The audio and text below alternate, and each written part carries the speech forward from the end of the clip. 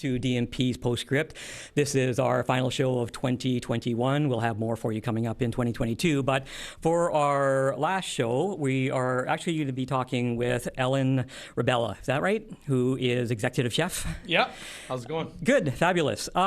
So I know you're involved with El Tres and Bite and some other things. You want to just kind of give us an overview of what your role is? Sure. Yeah. So I'm part owner and chef of Bite restaurant down at the waterfront, El Tres. And we just recently opened a new place in the Goods & Co. Market in the Old Eaton's building downtown called Pocomaz. I also teach at Confederation College, so I'm working all the time. Wow. You're quite a busy person, keeping it all together. You know what? You're from Thunder Bay, right? Correct. All right. Yeah. So what was how did you get involved in thinking about food? Like, was it at an early, Yeah. I mean, I always like to eat, but I had a group of two best friends growing up, and one of them decided that he wanted to be a chef, and he started talking about it all the time. We started watching the old Iron Chef, like the original Iron Chef, the Japanese one, where the guy bit into the onion, and it was awesome. And I kind of got hooked from that, and then me and my one pal, Aaron, would have cooking competitions for our other friend, and we would cook, and he would eat it and judge it. And then I always won, and just kind of went from there. But all through high school, I was humming and hawing about it, and my parents were like, they're first generation, or I'm a first generation Canadian, so they're like, you got to go and to university and make lots of money, And I was like, oh, okay. But then eventually one time, near the end of high school in grade 12, I was like, no, that's it. I'm not doing this. I'm going to go try this cooking thing and see how it goes. And I think it turned out all right. So where'd you go to get your education? I went to George Brown in Toronto. Okay. Yeah, I did an apprenticeship through the Prince Arthur Hotel. Right. And so I did trade school, basically 5 months out of the year for 2 years, from September to December. Did you work in Toronto, or did you come right back to Thunder Bay? No, I didn't work in Toronto. I did some stages at places. I kind of hung out and worked for free at a couple places. I tried to I was getting paid EI, and for the first time in my life, I wasn't working like a dog. So I was like, you know what, maybe I'll enjoy this. I tried to get a cash job somewhere, but it didn't really work out. So I just kind of hung out and ate a bunch of cool places, and worked at a couple places for free just for fun, and it was a cool experience. Yeah. Cool. So when you came back to Thunder Bay, what year was that? Oh gosh, approximately. So I would have went to college in 2008 or 9. So I went for the 4 months, came back, worked Christmas season up until September again. So I think I came back the second year, so that probably would have been around 2010 or something like that. Okay. And my sous chef at the hotel had left, so my chef had promoted me to sous chef. All right. And then I had to leave again. Okay. I left them high and dry, and then came back, and then I've been here ever since. I mean, I've gone other places for short stints, but otherwise I've been here. So how did you get involved with was Bite the first restaurant of the group that you got started with? Yeah, kind of. I'd work at the Prince Arthur Hotel, and like I said, I'd done a bunch of volunteer work and worked at different places. And then my old sous chef was working at Lot 66, and he was leaving, so he contacted me, and he was like, hey, listen, I'm leaving this place. They're going to need a replacement. You should come work here. So I did. I went there, and then me and Bianca hit it off, and I was there for about a year, and then Bite was happening. So I kind of migrated down to Bite. And at first, when we started at Bite, I wasn't the chef. I was sous chef to the guy who got me the job at Lot 66 to begin with. And eventually, he left. He went and did other things, and then I moved up. And so Bite was basically the first one that eventually I bought in, and now I'm part owner. Okay. Yeah. I want to go in a little bit about El Tres, because I find it's interesting.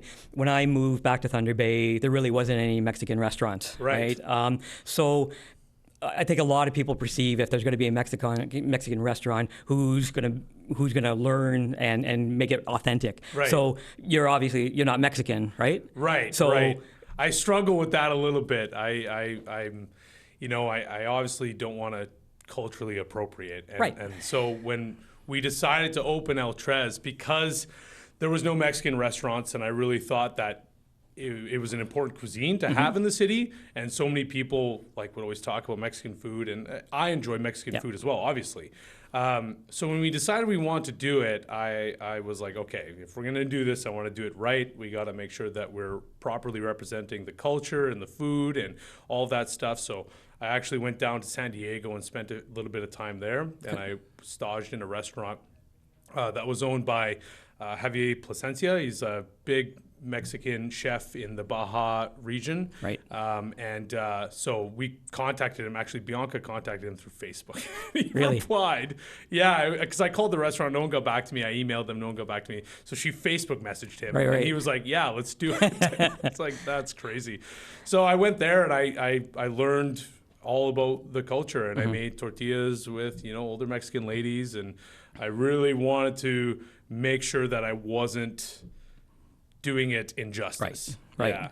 You know what, just for the people who have maybe never been to El Tres, we have just a little video that was put together of the restaurant. So we'll just have a quick listen, look to this.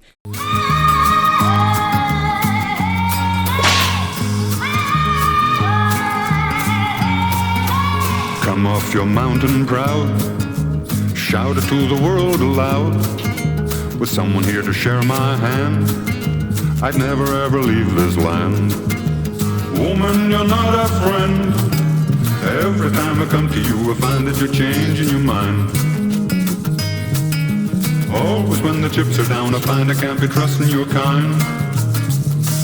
Doo-doo-doo-doo.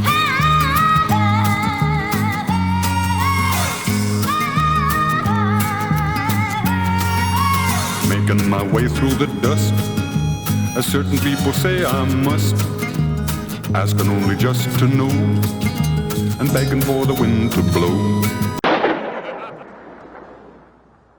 A small snap of it.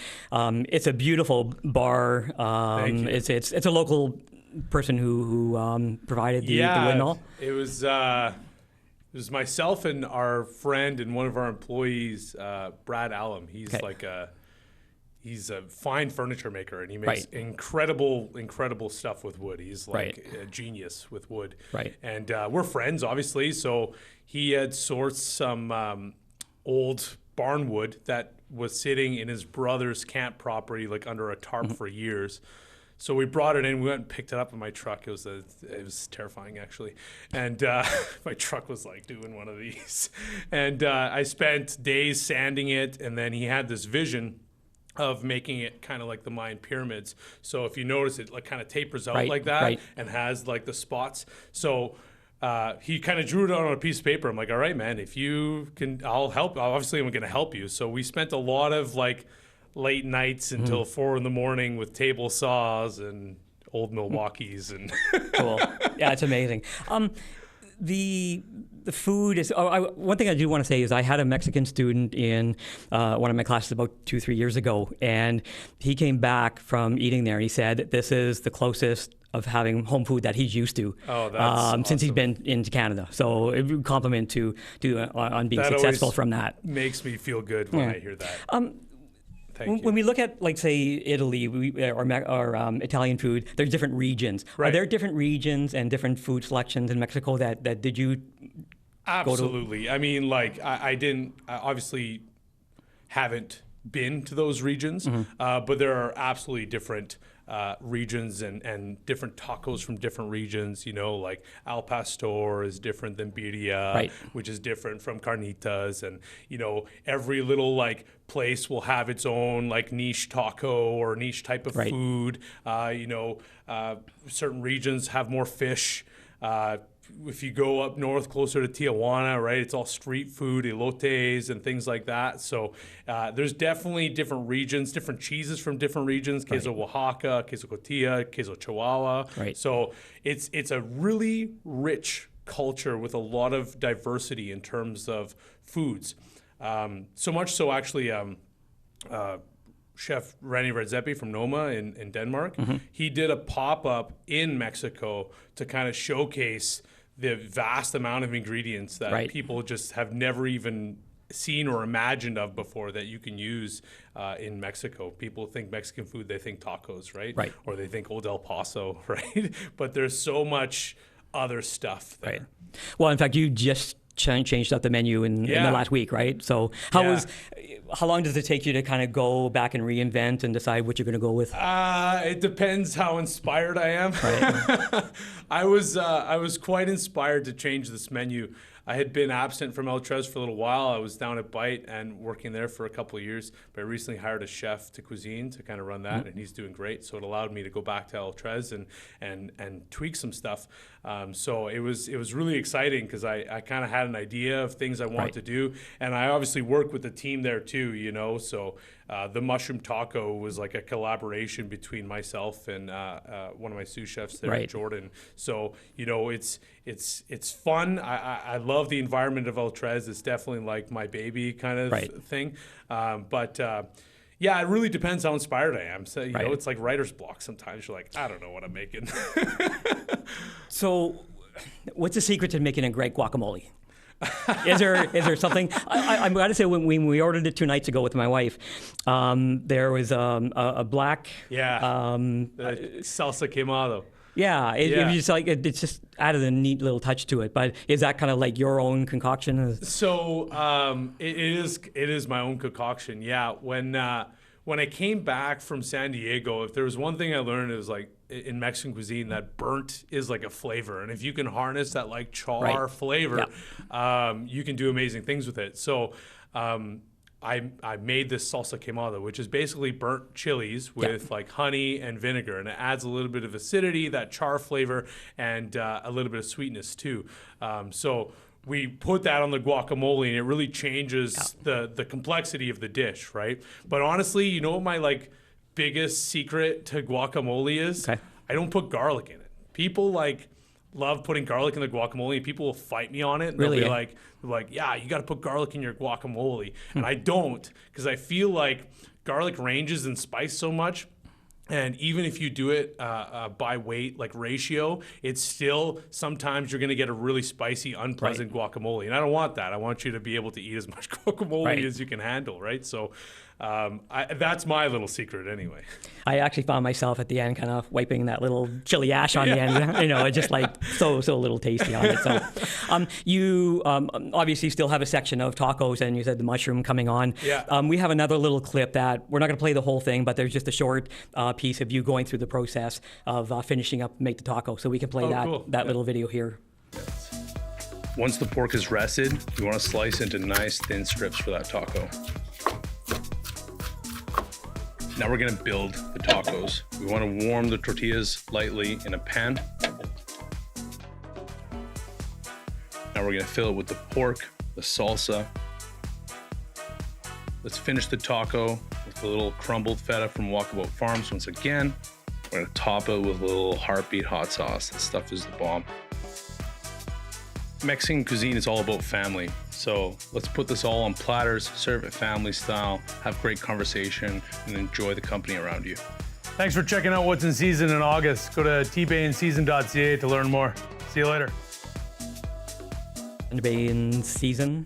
Yeah, really cool thing that they're doing. Right. Yeah. That was shot by Damien Gilbert, I believe. Yeah. He's a great local he's awesome. filmmaker as well. Yeah, so. he's definitely a huge supporter of the food scene too in Thunder Bay. So talking about the food scene, I think it's really changed over the last few years, where it's become more of a community. Yeah.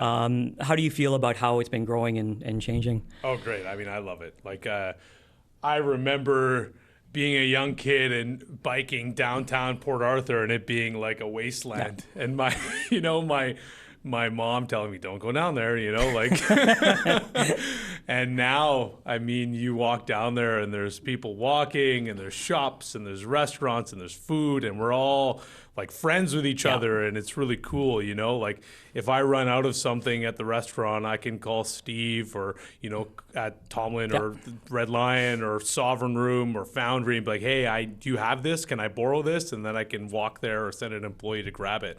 And it's really awesome. It's really great. One of the things I loved is when they have a chef swap.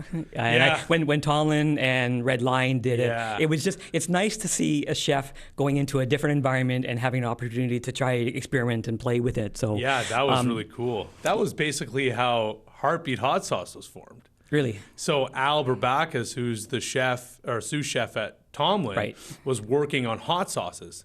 And that chef swap, when they went to Red Lion and did that barbecue, he that was his first experimentation with Right. heartbeat hot sauce. So we all had heartbeat hot sauce at the table with our meal, and it was incredible. And I was like, Al, this is awesome. And he's like, yeah, we're gonna try and bottle it and sell it. And I mean, now the rest And is then history. they bottled one for El Tres as well, right? The green. Yeah. So they did when we first opened. I kind of had a conversation with Allan Right. and Nancy in the Sovereign Room, and I was like, yeah. And he wanted to do this green one for us, the jalapeno, and I said, you know what, it'd be great actually if you did two. Yeah.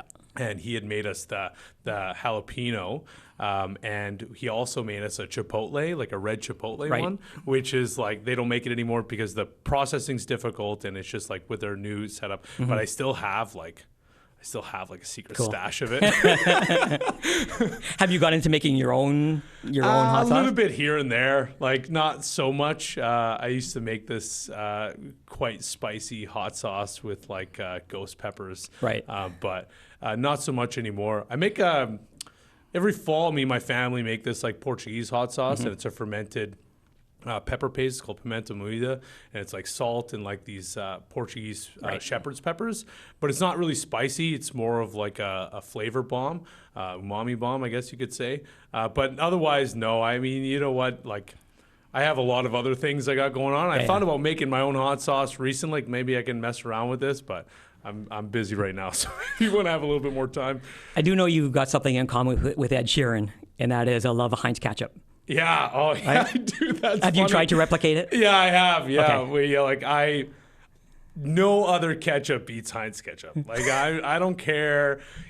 For a long time we used to make, we still make our own ketchup at Bite, but Right. we had this recipe and I never liked it and people liked it, but I was like, I would grab fries and go Right. get Heinz ketchup. So I recently in the past year or so, I think actually it was right before COVID hit, I tried to replicate Heinz. And I think I got pretty close. It's pretty close and I'm pretty happy with it actually. Cool. Besides the restaurants that are growing, the entrepreneurial spirit with Ungali and Heartbeat and others, I think it's kind of incredible that all that's happening. And Goods & Co. seems Yeah. to be a really collaboration of all that. Yeah, So it's really great. It's a really cool environment there. Mei Lin had a vision, and she still has a lot of really great ideas. And it's nice. I walk in there to go to work, and it's oh, hey, how's it going? And I see all these people that I haven't necessarily seen in a long time, Right. and it's a really, really pleasant, awesome place. And the new place, basically it's a burrito place. Yeah, so it's called Poco Mas, which means a little more because I only wanted to do a little bit more. I mean, you can kind of take that as you will. You might want to put a little more in your burrito too. I don't know, but it's like a build your own burrito joint. So we call it a burrito bar, and it's similar to a Pita Pit or a Subway where you select your protein and then you go through and you build it yourself. You can get burritos. There's rice bowls too, and we were gonna do this thing called chilaquiles, which is a really it's a breakfast. Mexican breakfast dish, Right. And it's essentially tortilla chips tossed in hot salsa, and then it's got a poached egg on it, and it's supposed to be a hangover breakfast. Right. But we last minute, at 1 a.m. the day before we were opening, I decided to get rid of the poached eggs, so we're just calling it taco salad now because it's not true chilaquiles. But we were having some issues with the poached eggs, so I was like, all right, axe it. That's it. Right. We're changing it. But it's funny because the first day, the thing that we sold the most of was taco salad. Really? So. Wow. Until El Tres came along, and actually there have been a few more Mexican restaurants that have popped up recently. Is there a food variety in Thunder Bay that hasn't hit here yet that you think we still need? That hasn't hit here yet? Yeah, absolutely. I know my one is ramen. Oh, yeah. Right? So yeah. I know a lot of places have had a ramen night, Yeah. but it's not the same as having a ramen place where... Totally. Right? I think that a ramen place would be awesome. I know that Foundry has done a satellite location in Goods & Co. Market as well called Humble Fish. And the chef has connections to Japanese culture, so he's trying to keep it as true to Japanese culture as possible. And he wants to do ramen on a regular basis. So I'm hoping, and he's cutting his own noodles and everything, which is so awesome. He's not doing the pull, I don't think. Yeah. So I'm hoping that becomes a permanent fixture. For myself, I mean, I love Asian cuisine, so definitely ramen. Also, Korean would be awesome. Right. We don't have anything Korean here, and I have a couple of students in my class that are from Korea, and one of them, for one of her classes, had this concept of opening a Korean restaurant. She was asking me, like, do you think that this? I was like, absolutely. I think you should 100%. And I keep encouraging her, like, you should open a Korean restaurant. I would eat there all the time. Like bibimbap and, so much good stuff. You know what? I think just even with the amount of students that have come in from India and the influx of now Indian cuisine available in Thunder Bay has transformed, and I think it's going to continue with which would be great. So speaking of which, you teach here at the college as well. Yeah. Another thing to keep going with you. What is your... you kind of look at yourself as much a mentor as a teacher. What is it that you're kind of inspiring, students to do? I think that I try and inspire them to be like unique and individual. Okay, so I know that once you leave the college and you get out into the industry, it's very repetitive, right? Like you're like, especially when you're starting out, you're washing dishes every day, or you're doing this dish all the time every day, and that's important. Consistency is super important in terms of a business functioning properly. But what I really try and do with them is kind of have them think outside of the box to kind of maybe bring some new creativity and some new excitement to the city, so that they're not just leaving the program and being like, okay, I'm going to go do this every day and this is my life. I want them to have like an end goal, so that maybe one day they could be like, okay, I've done all of this now. Right. I want to do my own thing and open their own thing so that I can go eat at their places. But that's like, I try and inspire them. I just try and inspire them. That's my, like, obviously we talk technical terms and teach them all that kind of stuff, but I really try and inspire them to be something big, right? Right. Yeah. You, I understand that you're starting to get interested in like hunting and like wild game. Is that one of the problems in Canada? You can't really sell wild game in restaurants. Right. Is that right? Yeah, you can't. I haven't, I've gone hunting before, but I just did my hunting license. I don't want to try and like do it. I don't know. I just something that I'm really interested in. I've cooked with a lot of wild game, like private dinners for hunters and anglers that have like supplied me with the product. And I just think it's a really cool thing to do. And I've never really been into it before, but as I'm growing older, I'm realizing like where we are, and I think it's important. But it is, you cannot serve wild game in a setting that's for sale. It's like against the law. Right. The only way that you can do that is if it's by donation, like if it's like a charitable dinner.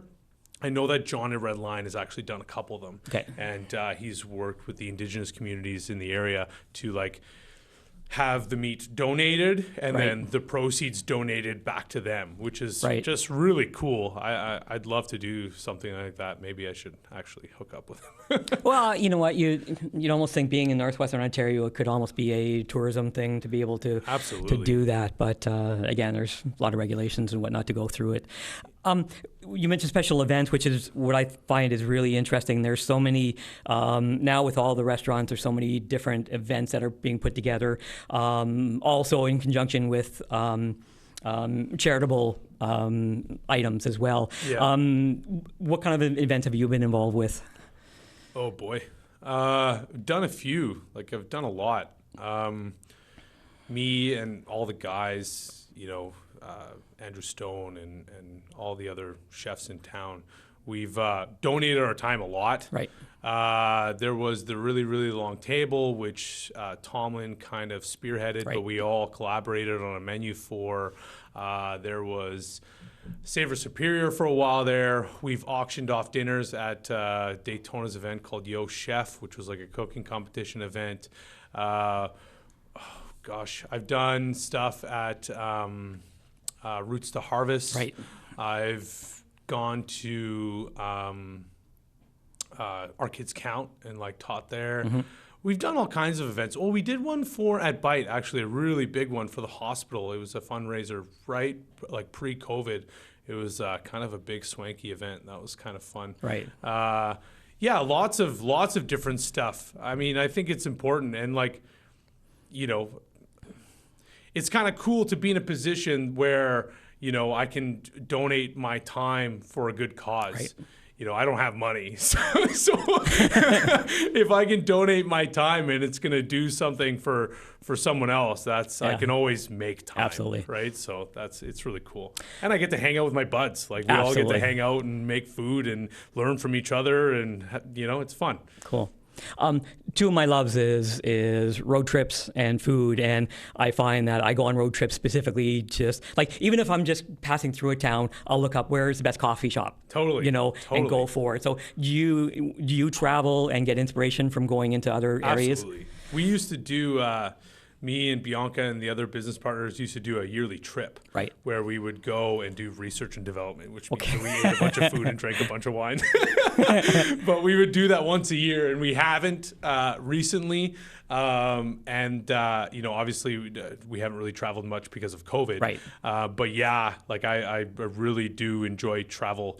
Actually, I haven't gone anywhere in a while, but we just booked a trip. I'm taking like a week off in January because I haven't had a day off in a long time. So we're going to visit my partner's family in Barwick, and then we're going to Montreal, as long as Omicron doesn't have anything to do with it. But you know, I got cancellation insurance, so here's hoping.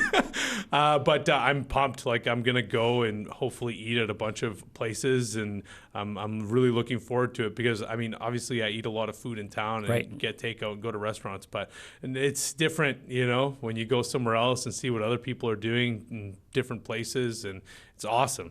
Oh, I went to Winnipeg recently. Yeah. One of my suppliers sent me and a couple of the my sous chefs to Winnipeg, and we went to a hockey game, and we went to this place called Merchant Kitchen. Okay. It was right next to the hockey. It was killer. It was like street food. It was awesome. So good. Yeah. Neat. And I totally get inspiration from those places, right? Like we went to this brunch spot, which inspired me to do chilaquiles at Pokemaz, which obviously didn't work out. But